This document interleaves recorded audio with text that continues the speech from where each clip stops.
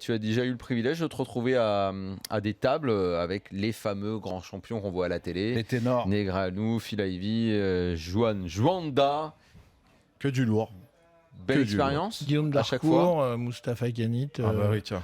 Et à la même table. Hein. Beaucoup. En fait, d'accord. mais en Ça, à fait, la même table. si, Tous en même temps, la même Déjà, chose. 10 millions de dollars sur la table. J'ai vécu une semaine dans ma vie d'amateur de poker extraordinaire. C'était les WSOP Europe à Enghien. Ouais. Quelle année? 2013. 2013, Où je suis allé jouer à un premier tournoi à 1000 € qui était le week-end.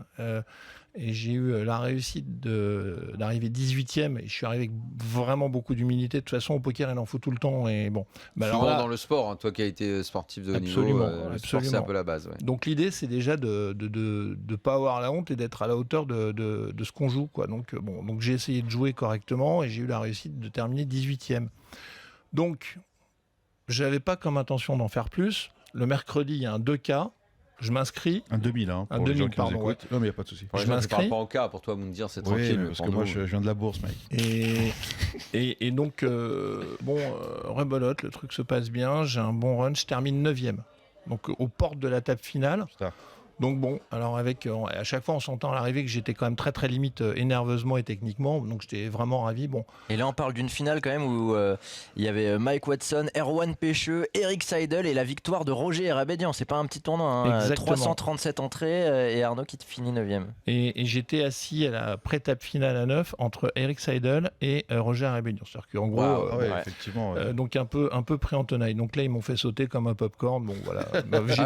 J'étais maïs, j'ai fini popcorn. Parce que, en fait, comment c'est passé? Ça veut dire quoi quand ils te font sauter? Ça veut dire c'est qu'en fait, à ce moment-là, en 2013, je m'assieds à cette table, je me sens limite en compétence évidemment, mais aussi en tension nerveuse. Ça m'intéresse ce que tu racontes, ça peut m'arriver jeudi soir, là, ce que tu dis là. Et donc, si je me retrouve entre Alex Luno et David Diggs, ça peut être quelque chose quoi. Donc bon, il y a un moment où quoi que tu fasses, t'as aucune même sensation, t'as pas de sensation de jeu, tu joues que les cartes. Donc quand tu te mets à jouer que les cartes, c'est jamais bon signe. Parce que c'est que tu n'as plus rien d'autre à ta disposition que les 2 cartes que tu as sous les yeux. Et donc, les mecs savent ce que tu vas jouer, etc. etc.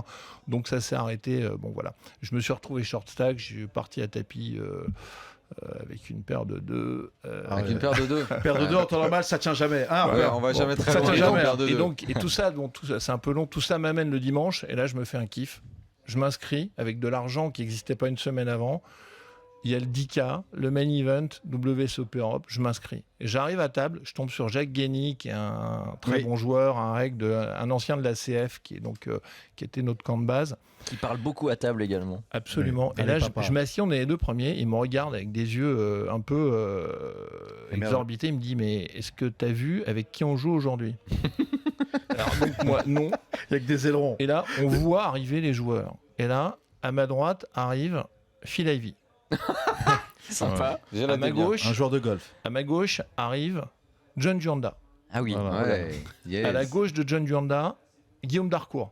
Ah bah oui. À la gauche de Guillaume Darcourt, Moustapha Ghanit. Oh là là. À la table injouable. Ensuite, il y a deux jeunes mecs qui arrivent. Donc moi, je les connaissais pas, mais on me dit ah non, mais ces deux-là, ils viennent de gagner chacun à High Roller. Ah, tu t'es pas dit tiens, il y a les deux cons, les deux fiches, c'est pas moi.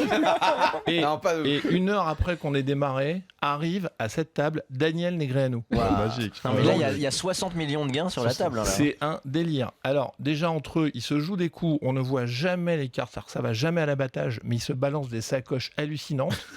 Et ils se comprennent tout de suite. Nous, on comprend rien. Et donc, la seule question que je me suis posée à ce moment-là, c'est que je pouvais choisir ma mort. En fait, je pouvais choisir comment j'allais mourir à cette table. Qui était celui qui allait te faire sauter. Ah bah oui, et puis comment, bon. Et donc, voilà, c'était un énorme kiff. Donc, voilà. Et t'as fait quoi? Et en fait, j'ai quand même, je me suis dit, bon, je veux pas subir, je vais quand même essayer un petit truc ou deux.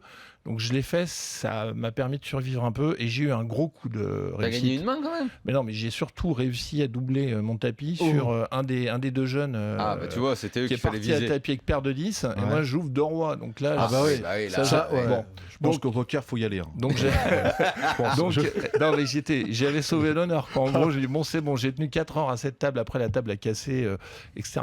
Mais bon, c'était un souvenir énorme d'avoir joué avec ces mecs-là. Voilà.